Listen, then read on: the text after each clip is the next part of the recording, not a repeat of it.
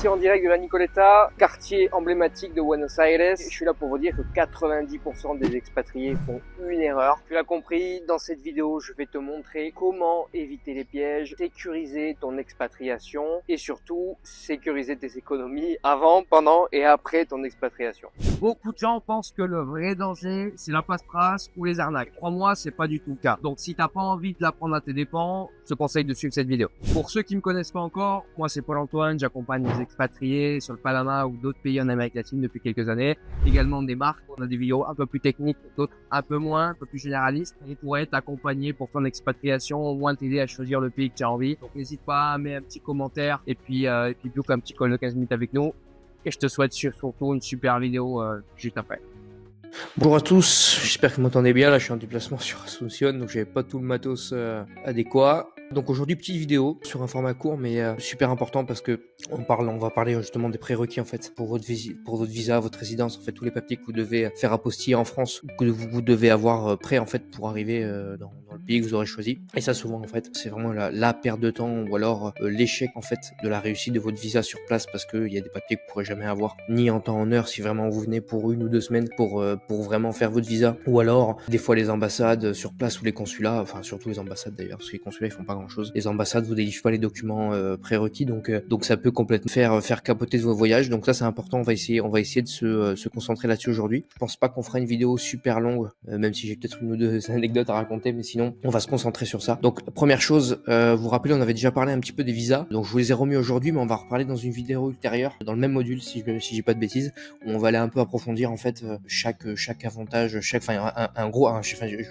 travailler un grand tableau comparatif de chaque pays en fait d'Amérique latine avec les plus et les moins de chaque visa et surtout les tarifs qui normalement devraient être à jour, même si ça évolue assez rapidement, mais ça vous donne déjà une fourchette, un ordre de prix pour pouvoir vous orienter. Donc première chose, donc les visas, je sais pas si vous vous rappelez un petit peu, donc ça je vous mets les catégories principales, c'est vraiment le point commun entre tous les pays. Ils proposent tous ces visas là, donc visa de travail évidemment. Souvent par contre il faut avoir, alors visa de travail ça peut être intéressant, mais par contre il faut déjà avoir une connaissance dans le pays. Vous pouvez pas débarquer tout seul. Bon, c'est pour ça aussi qu'on est là, mais en fait, il vous faut une attestation parce que bon, je sais pas si vraiment vous allez trouver un travail sur place ou vous immigrez parce qu'il y a une boîte étrangère, enfin peut-être une boîte internationale, une entreprise internationale française qui vous a embauché. Ça, c'est une chose, mais si du moins vous voulez jouer sur les conditions du visa de travail sans avoir de travail, donc il faut trouver la personne qui a une entreprise pour vous faire une attestation d'emploi ou de travail, une carte de référence travail. Mais il faut savoir que dans ces pays-là, tout le monde a des entreprises. C'est assez facile d'avoir une entreprise. Il y a même je vais donner l'exemple du Panama. Souvent, on conseille à juste titre d'acheter, quand on achète un appartement, en fait, on l'achète pas à titre perso, on crée à chaque fois une entreprise pour acheter un appartement, parce que en fait, si vous l'avez à titre perso, une fois que vous le revendez, vous allez vendre. Enfin, même si vous l'avez pas à titre perso, en fait, vous allez vendre. Vous avez un impôt sur la revente qui correspond à un pourcentage en fait de la valeur du bien acheté, actualisé, à la différence que si vous vendez en fait votre entreprise qui détient cet appartement là ou ce bien là, vous vendez au prix que vous voulez. Si vous avez envie de vendre votre entreprise pour l'euro symbolique, vous la vendez pour l'euro symbolique et vous vendez pas le bien en fait, vous vendez l'entreprise. Donc finalement on se retrouve avec des millions d'entreprises sur le Panama. Donc comme on a une entreprise, franchement avoir un visa de travail c'est faisable, avoir une carte de référence d'entreprise c'est faisable. Ça marche aussi dans beaucoup de pays, hein. Je parlais du Panama mais c'était un exemple. Mais après je sais pas si c'est le visa que je conseillerais franchement dans un premier temps, mais sauf si je reviens là-dessus, si vous avez déjà un contrat d'embauche, si vous immigrez vraiment pour le travail, là la question ne se pose pas. Donc après on a le fameux visa investisseur, pareil, hein, ça c'est j'ai fait un comparatif que vous verrez dans le prochain module sur tous les pays et les sommes minimales à investir. Je donne un exemple du Paraguay pour changer un peu, c'est 70 000 $. Bon, par contre vous devez prouver que les 70 000 sont vraiment sur le compte en banque et puis après vous devez faire votre achat. Il y a un processus un petit peu plus, je trouve un peu plus compliqué entre guillemets que ou sur le Panama ou d'autres pays. Donc là je vous dis il y a les pour les contre aussi, hein. Bon si vous voulez acheter tant mieux, vous achetez, enfin si vous voulez du placement immobilier tant mieux, vous achetez en même temps, vous avez votre visa pour le même prix. Après, je trouve que les processus sont un petit peu plus longs quand même. Et puis, ça vous empêchera pas les allers-retours. Ça aussi, c'est un qu'on parlera sur notre call privé. Mais qu'est-ce que vous voulez faire? Vous voulez y aller 1 fois, 2 fois? Vous voulez pas y aller du tout? Enfin, voilà. Ça, c'est vraiment des questions. Enfin, pas y aller du tout, ça va être compliqué. Mais ça peut être qu'une fois ou pas du tout de résidence, juste du placement. Ça aussi, c'est des trucs à prendre en compte. Investisseur, il faut quand même faire pas mal d'allers-retours pour prouver plein de choses en personne. À la différence, par exemple, d'un visa, bon, on va arriver du pays amigos, du pays ami. Là, en coup de 2 fois à l'immigration, c'est fait. Donc ça, c'est le visa le plus commun, le plus classique, en vrai, juste parce que vous faites partie en fait des pays où la convention bilatérale a été signée. Donc évidemment, majoritairement les pays européens ou les pays super développés. Le visa étudiant pour ceux qui décident. Moi-même, j'ai fait mon Erasmus sur le Panama plus jeune. J'étais un des seuls Européens à partir d'ailleurs. D'ailleurs, c'est la première fois que moi j'ai fait une partie de mes études université publique luxembourgeoise. Donc c'était la première fois qu'ils voyaient quelqu'un du Luxembourg. Je crois qu'ils découvraient aussi le pays. Donc du Luxembourg et d'Europe en fait qui venaient. Moi j'ai fait les universités publiques exprès pour m'intégrer dans le pays. Je suis resté 6 mois la première fois, c'était en 2014. Et puis après je suis revenu évidemment. Donc voilà, si vous avez besoin d'un visa étudiant, c'était assez facile à avoir. C'est une université qui fournit tous les papiers, mais évidemment avec une durée limitée à votre présence d'échange universitaire ou d'études complètes évidemment. Donc c'était pas mal là, ça me fait rappeler des souvenirs. Donc visa retraité, bon ça si vous avez l'âge, on en avait déjà parlé. Et le visa de rentier aussi, la dernière fois je crois que je l'avais pas évoqué. Plutôt intéressant, surtout que si vous quittez la France par exemple, et puis voilà vous avez des biens immobiliers, enfin vous êtes rentier quoi, vous vivez de location, vous dites bah écoutez c'est ça qui va me payer mon train de vie qui sera déjà bien amélioré surtout en fonction du pays. Dans mon nouveau pays, il y a des barèmes à respecter. De mémoire sur Panama, c'est un peu plus $1000 par mois. Bon, ça, il va falloir aussi le prouver. Donc, c'est pas forcément des démarches hyper faciles, mais ça peut être une solution pour vous. Pareil, ça, je l'ai mis dans le tableau comparatif qu'on verra juste après la prochaine vidéo. Donc, on arrive au sujet hyper important. Donc, réunir les documents. Puis, je vous ai mis une petite montre là parce que souvent, c'est la course contre la montre. C'est un mauvais jeu de mots. Pourquoi je vous dis ça? Bon, évidemment, passeport en cours de validité, ça c'est le b.a.-ba. À noter qu'on vous demande très souvent toutes les pages du passeport. Donc, si vous avez même une page un peu abîmée et tout, vaut mieux refaire son passeport. Mais je parle ça parce que ça m'est déjà arrivé, moi. Voyageant pas mal, notamment c'était en Russie, j'avais un visa temporaire, on m'avait arraché une page et ça m'avait compliqué pas mal de choses. Voilà, c'est pour la petite anecdote aussi. Donc, passeport vraiment nickel de A à Z. Photo identité, ça faites-le en France, franchement. Vous allez au photomaton, ça vous coûte 7 balles maintenant, je crois que ça a tout augmenté. Écoute, à l'époque c'était 5 euros. Vous faites vos 8 photos, en moyenne, c'est entre 6 et 8 photos, et puis vous êtes tranquille. Alors pourquoi? Bon, c'est pas très compliqué non plus d'en avoir en Amérique latine, mais c'est vrai que c'est très à l'ancienne. Vous allez voir le petit photographe du quartier, ou le chinois qui va vous faire la photo. Quand vous voyez la gueule des photos, en fait c'est le mec qui a le coup de tampon pour avoir l'officialisation de pouvoir la vendre en tant que photo de carnet quoi. Voilà, si vous voulez quelque chose un peu plus quali, faites-le en France et puis ça vous évitera d'aller chercher au dernier moment dans le quartier du coin qui fait la photo ou qui ne la fait pas. Aussi dans les pharmacies aussi qui font un peu de tout. D'ailleurs c'est un grand terme les pharmacies. Heureusement qu'ils ont quand même des médicaments, ça on vous les fait aussi. Bon bref, moi je conseille toujours d'en avoir 8 ou 12 là, vous êtes tranquille et puis c'est barre. Casier judiciaire. Alors maintenant vous savez qu'en France ça s'extrait facilement sur internet. Je vous mettrai le lien, tiens, je vais noter dans la description, comme ça vous êtes tranquille.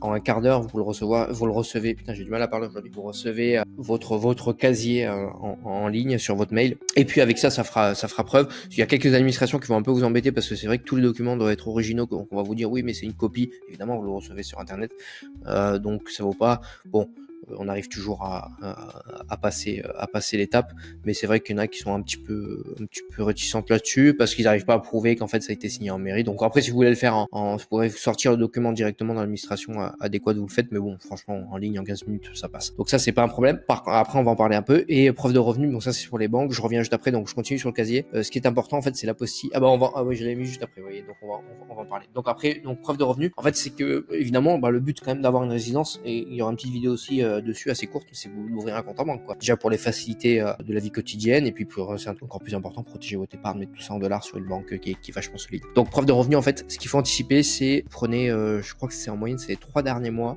vos extraits bancaires, d'accord, d'une banque en France, vos banques, votre compte courant, et puis vous allez la faire apostiller, désolé pour la fuite d'informations, pour la confidentialité, mais bon, apostiller tout ça, vous envoyez ça à Rennes.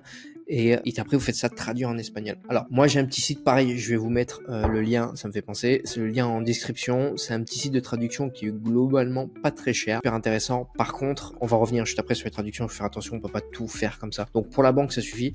Donc je vais vous mettre ACS Traduction, on n'a aucun lien d'affiliation, hein, franchement je dis juste ça parce que c'est d'expérience, ça m'a bien sauvé. À l'époque on pouvait même faire les résidences comme ça, moi j'ai fait mon visa comme ça avec ACS Traduction, maintenant ça passe plus, mais en tout cas c'est rapide, il vous envoie ça par mail, par courrier, enfin pour 34 balles je crois la page, ou enfin faut regarder en fonction des documents. D'ailleurs vous avez pas que l'espagnol hein, si ça intéresse, mais en tout cas ça dépanne bien. Donc ça je vous fous ça en description, ça peut vous aider. Alors soumettre la demande de visa, alors vous pouvez le faire évidemment avant de partir, ambassade, consulat, moi franchement je conseille pas, je vois déjà vous donner des infos pour rien, et puis tout se fait sur place assez rapidement, ça dépend des pays évidemment, mais globalement assez rapidement, donc franchement c'est pas la peine, mais c'est faisable, évidemment, c'est faisable, donc évidemment, donc du coup, comme on disait, depuis le pays d'accueil, donc là on va aller avec un avocat sur place, et après c'est lui qui en fait qui va donner le tempo des visites à l'immigration et toutes les administrations nécessaires pour vous enregistrer. Donc les frais de visa, ça c'est vachement irrégulier, faut faire attention, moi je dis toujours attention parce que il y a des pays aussi où c'est un peu plus filou que d'autres, on va vous demander des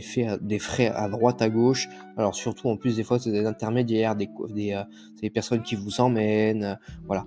Les pays fonctionnent comme ça, l'Amérique latine c'est comme ça, tout le monde va vous essayer de vous donner, vous êtes blanc, vous avez de l'argent, donc $20 par-ci, $30 par-ça, par-là, enfin c'est infernal, donc faites attention à tout ça, en général c'est des arnaques, ou alors on essaye de profiter de vous, on va vous sourire, hein, ils vont être super sympas, mais bon voilà, si on peut vous soutirer $20 de plus, c'est toujours $20 de gagner en plus. Je vais vous raconter une petite anecdote, comme d'habitude.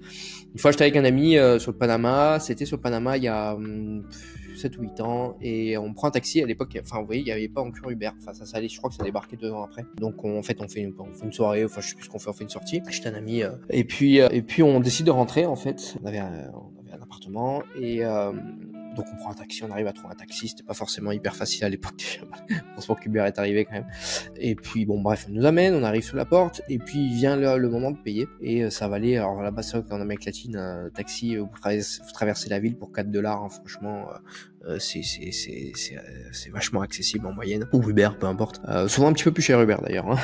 On paye les frais de plateforme, mais ça vous évite de vous faire arnaquer. C'est vrai que les taxis, enfin, on en parle, je crois j'ai fait une petite vidéo aussi là-dessus où j'en parle un petit peu. Et il nous dit, écoutez, ça fait $5, ce qui compte déjà un petit peu trop cher, mais enfin, peu importe, ça fait $5. Et là, on dit, ouais, pas de souci. Donc, on regarde, puis mince, on se rend compte en fait qu'on n'a pas de monnaie. Erreur. Toujours avoir un peu de cash. Et on avait qu'un billet de 20. Donc, je dis, écoute, t'aurais de la monnaie, et je sais pas s'il y a un peu de cambio dessus. Nous, on a $20. Et le mec nous regarde et nous dit, écoutez, si j'avais eu de la monnaie pour $20 aujourd'hui, je serais pas venu travailler. J'ai trouvé ça super, ça m'avait marqué, parce que vous voyez vraiment la projection au jour le jour, en fait, on vit avec ce qu'on a au jour le jour, et puis on verra ce que Dieu nous réserve pour le jour d'après. Donc j'avais trouvé ça vachement super, ça avait marqué, et c'était une belle leçon. On s'était débrouillé pour avoir de la monnaie et lui payer ce qu'on lui devait, mais ça montre bien en fait que s'ils peuvent vous soutirer $5, $10, $15, n'importe quoi, le jour, justifié ou pas, ils le feront, parce que ça paierait les courses du soir, et puis mais ça va pas plus loin que ça, en fait, il n'y a pas forcément un vice à très long terme, parce que ça réfléchit pas jusque là. C'est culturel, c'est comme ça. Donc après, on disait les délais de traitement, alors ça peut durer en fonction des pays. Franchement, au Panama, vous allez avoir une visa en dizaines de jours, c'est assez incroyable. Vous faites 2 rendez-vous, donc ça va un peu avec les interviews. En fait, interview c'est un grand mot, mais en fait, vous allez devoir vous montrer évidemment à l'immigration, aux tribunaux correspondants.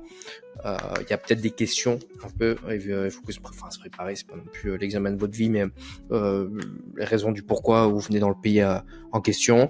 Ils vont peut-être vous poser aussi des questions sur votre source de revenus, sur comment vous voyez votre vie dans le pays. En fait, ce qu'ils veulent savoir, c'est ce que vous allez consommer, voler leur travail, enfin, voilà. Mais surtout vous assurer. Enfin, ils souffrent aussi d'immigration massive de plein de pays adjacents assez pauvres, donc ils veulent s'assurer que vous ayez un minimum d'argent. D'ailleurs, à l'époque, maintenant ça se fait plus, ça a été mise à jour il y a quelques mois au Panama d'ailleurs. D'ailleurs, ça se fait encore dans certains pays où vous avez besoin d'une réserve minimale sur votre compte en banque local, de 5 chiffres, au moins $5,000 pour montrer que vous n'avez pas besoin, que vous n'êtes pas à la rue. Ça compliquait un peu les démarches, parce qu'il fallait ouvrir d'abord les comptes en banque, aller voir les avocats qui confirmaient que vous avez bien une demande en cours, enfin voilà. Tout ça a été, du moins sur le Panama, ça a été sauté. Mais voilà, en fait, les interviews, elles sont vraiment là pour savoir qu'est-ce que vous allez faire, est-ce que vous avez de l'argent, et comment vous projetez, est-ce que vous avez un casier, même s'ils le regardent quand même, ils vont quand même vous poser des questions, enfin voilà. C'est vraiment un premier petit scan, et je me suis rendu compte que j'ai sauté la législation et traduction de documents, hyper important, donc je suis désolé. Donc légalisation et apostille. Alors tout document étranger, donc français, au pays, doit être apostillé et traduit, donc ça va avec les deux, de manière officielle par un traducteur assermenté sur place. Voilà. Donc, les apostilles, ça se fait à Rennes, principalement. Sauf pour votre acte de naissance, ça se fait dans le département de votre naissance. Voilà, c'est toujours un tribunal ou une cour d'appel. Ça met en moyenne, c'est là où le timing il est toujours un peu délicat. Quand vous avez programmé votre voyage et compagnie, vous avez l'avocat sur place, enfin, vous avez tout programmé. Ça met en moyenne entre 2 et 3 semaines pour que, recommandé évidemment, encore heureux, votre document parte à Rennes, dans le truc, et revienne signé, apostillé. Une fois que vous avez ça, vous pouvez partir dans le pays, et là ça sera, bon, en général, l'avocat qui s'occupera de vous a toujours un traducteur sous la main, voilà, vous allez payer le prix qui dira, parce que vous n'avez pas le choix, assermenté, qui fera la traduction après l'apostille. C'était pas le cas avant. Souvent, on nous demandait de traduire et après apostiller. Donc ça, c'est, par contre, les traductions, vous embêtez pas de les faire par le petit site que je vous ai donné tout à l'heure, comme ça se pouvait se faire à l'ancienne, à l'époque. Voilà, vous faites ça localement. Sinon, vous allez perdre un temps fou. Il y en a plein qui proposent leur service aussi traducteur. Laissez tomber. Passez par l'avocat, ça va peut-être vous coûter $40 de plus, mais c'est pas à l'échelle en termes de rapidité administrative et voilà, et de facilité. Donc, ce qui est important, c'est les apostilles, et surtout, les apostilles doivent être signées par la personne en charge. En général, ils le font, et ça ne doit pas être des copies. Donc, il faut absolument les prendre avec vous. D'accord ? Ça, c'est super important. Pas toutes les ambassades le font non plus. Donc, certaines, oui, et ça vous coûte un bras. Si vous avez oublié quelque chose, ça peut vous coûter un bras. Vraiment, des fois, c'est du coup du 22-24$ la page. C'est du n'importe quoi. Donc, le timing, il est là, en fait. Envoyez vos documents bien avant, et vous verrez que des fois, pour les actes de naissance, c'est pas si facile. Pas tous les pays le demandent, hein, mais beaucoup demandent. Les actes de naissance, c'est pas si facile parce que vous tombez avec des personnes qui comprennent rien. Souvent, il faut aussi la signature de la personne, en fait, qui a acté votre naissance à la mairie, ou alors la personne remplaçante, parce qu'évidemment si vous avez un certain âge, et ça des fois ils comprennent rien. J'ai eu des clients qui ont vraiment été dans la sauce à cause de ça, qui ont perdu énormément de temps. Donc je conseille de se prendre à l'avance. Par contre, la difficulté, c'est que souvent ça fait 3 mois devant vous, parce qu'après 3 mois ils considèrent que ces documents ont passé leur date, sont caducs. Donc en fait tout se joue, vous voyez, vous avez 3 semaines pour faire signer, pour y aller, faire votre visa et être dans les temps. Donc il suffit que à la mairie, peut-être qu'il va se faire signer, ouais, vous anticipez même avant la mairie, après vous allez faire apostiller, parce que sinon vous n'arriverez pas. Et puis il faut pas que ça arrive avant que vous preniez l'avion. Après que vous preniez l'avion. Donc c'est toujours un peu là que ça se joue. Après dès que vos démarches, voilà, on vous précisera tous les documents en fonction du pays que vous avez choisi, mais globalement c'est ça qu'on vous demande: acte de naissance, casier judiciaire, acte de naissance, casier judiciaire. Donc j'avais dit les banques pour l'ouverture des comptes. Attendez que j'oublie pas un document. Ouais, on peut vous demander aussi passeport et deuxième carte d'identité. Deuxième document qui prouve votre identité. Certains acceptent le permis de conduire. Moi, personnellement, j'avais été embêté à l'époque parce que j'ai mis carte d'identité en France, j'avais qu'un passeport, donc j'avais pas de quoi le prouver. Finalement, j'étais débrouillé avec un permis de conduire. J'avais pas de permis de conduire en France aussi. Donc j'étais vraiment dans une impasse. Je me rappelle plus comment je t'ai débrouillé, c'est une dizaine d'années. Mais c'est plus aussi flexible aujourd'hui, donc c'est vrai que si vous avez les deux, c'est mieux. Sinon, avec un permis, je pense que ça peut se faire. Au pire des cas, ce qu'on peut faire aussi, c'est qu'on peut mettre un coup avec un notaire sur place. Le notaire, ça fonctionne pas comme en France, ça vous met $5, vous pouvez notarier un document, puis après, en fait, on va le faire apostiller, on va le faire traduire, et on va mettre un coup de notaire aussi pour prouver que c'est un vrai document officiel. Enfin, en plus, le notaire va le prouver, même s'il est local. Enfin voilà, il y a plein de petites astuces pour aller accélérer un peu la validation du document, mais en gros, si vous avez une carte d'identité, un passeport, faites les deux. Comme ça, vous êtes tranquille. Ok, donc on va passer maintenant à l'obtention du visa et des renouvellements. Alors pareil, j'ai fait une vidéo ultérieure aussi pour expliquer un peu plus en détail tout ça. Donc là, globalement, en fait, renouvellement du visa, évidemment, en fait, des fois, alors que vous avez des visas temporaires, permanents, va falloir qu'on calcule en fonction du pays que vous avez choisi, quand c'est que vous devez revenir. Il y a des fois, surtout pour les premiers visas, des fois vous avez quelque chose de vraiment temporaire, ce qui est déjà pas mal, hein, pour les comptes en banque, pour plein de choses.